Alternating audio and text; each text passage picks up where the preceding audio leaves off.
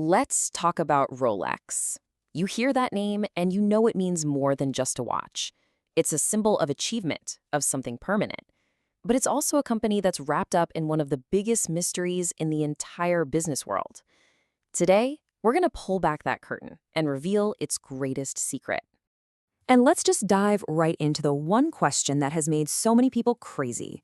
You've got the money, you're ready, you walk into an authorized dealer to buy their most famous product, and you just can't. Why is that?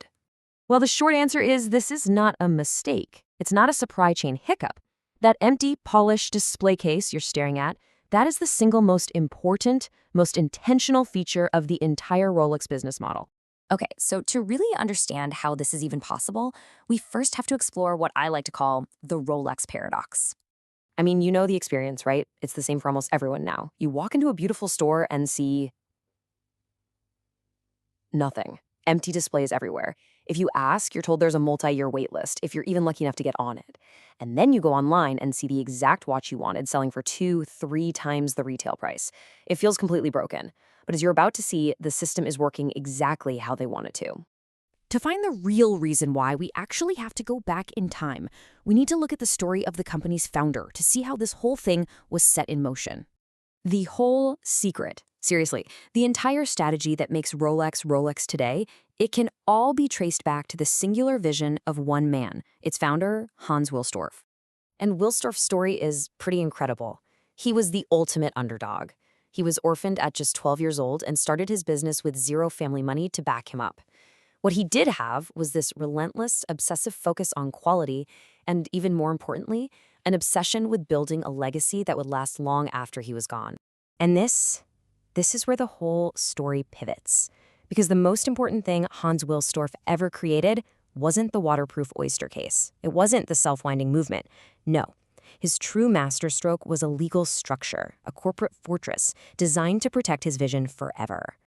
This structure is the absolute core of the Rolex Secret. So let's break down what it is and why it gives Rolex what are basically superpowers in the business world. So get this. In 1945, after his wife passed away, Wilsdorf did something radical. He transferred all of his ownership shares in Rolex to a brand new entity he created, the Hans Wilsdorf Foundation. To this day, this private, non-profit foundation legally owns and controls Rolex.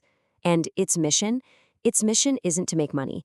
It's to ensure the company survives and thrives forever.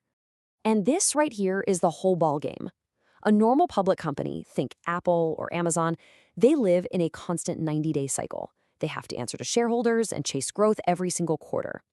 Rolex, owned by a foundation, it's on a completely different clock. It's not thinking about next quarter, it's thinking about the next century.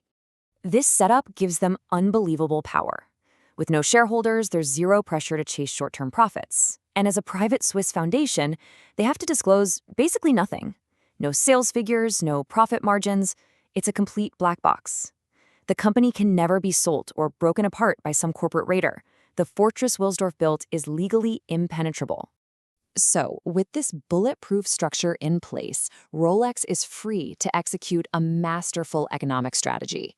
Because Rolex doesn't have to worry about hitting sales targets every year.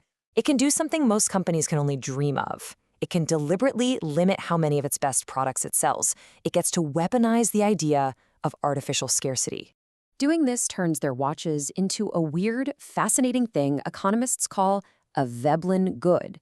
It's a totally counterintuitive idea. For most products, if the price goes up, demand goes down. Simple. But for a Veblen good, the higher price and the fact that it's hard to get actually makes it more desirable. The exclusivity is the feature. So you can practically see the formula here. 1. Spend a century building a rock-solid reputation for quality. 2. Use the power of your secret foundation to strictly control the supply. 3. Just sit back and let human nature do its thing, as demand and desire just go through the roof. The result? A perfect feedback loop. The harder it is to get, the more people want it. So what's the big takeaway here? Let's bring all these threads together for the final crucial point.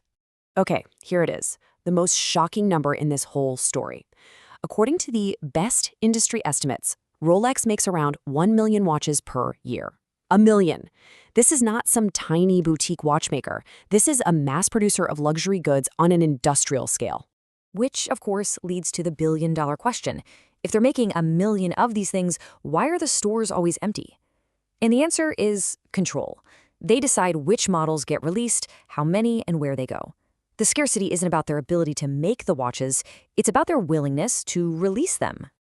And that's because the Foundation's goal, remember, isn't just to sell a product, it's to protect and grow an idea. The myth of Rolex as something timeless, exclusive, almost unattainable. That scarcity is the gatekeeper protecting the myth. So it all boils down to this. The Hans Wilsdorf Foundation gives Rolex absolute control. That control lets them engineer scarcity. That scarcity transforms a great watch into a global status symbol and a timeless asset. The empty display case, the long wait list, the whole mystery, that's not a problem with their marketing. That is the marketing. And it leaves you with one last question to think about. In a world of instant gratification, where you can have anything you want tomorrow, what really holds more power in the long run? A product you can just go out and buy, or the powerful, enduring idea of one that you might, if you're patient enough and lucky enough, one day get to call your own?